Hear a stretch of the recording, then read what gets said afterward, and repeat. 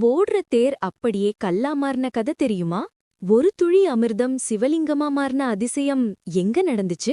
தேவர்கள் பார்க்கடல கடைஞ்சு அமுதம் எடுத்தப்போ விநாயகரை கும்பிட மறந்தாங்க.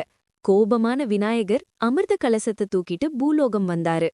அப்போ கடம்பூர் காட்டுல சிந்தின ஒரு துளி அமிர்தம்தான் சுயம்புலிங்கமா மாறுச்சு.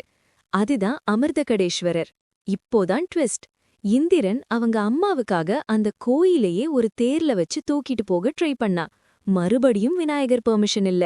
கடுப்பான விநாயகர் விஸ்வரூபம் எடுத்து அந்த தேரை தன்னோட காலால அழுத்த ஓடுற தேர் அப்படியே கல்லா சமைஞ்சது. அப்படி உருவானதுதான் உலகத்தின் முதல் தேர் வடிவ கர்ப்பகிரகம். இன்னைக்கும் அந்த தேர் வடிவத்திலேயே காட்சி தருது இந்த கடம்பூர் கோயில். பயந்து போன இந்திரன் பாவ விமோசனம் தேடி ருத்ரகோடி ஜபம் பண்ணி பக்கத்திலேயே இன்னொரு லிங்கத்தை வெச்சான். அதுதான் விமானமே இல்லாத ருத்ரகோடீஸ்வரர் ஆலயம். ஆணவத்தை அழிச்ச இந்த அதிரடி வரலாற பத்தி நீங்க என்ன நினைக்கிறீங்க? கமெண்ட்ல சொல்லுங்க. அப்படியே சப்ஸ்கிரைப் பண்ணுங்க. ஓம் நம சிவாய.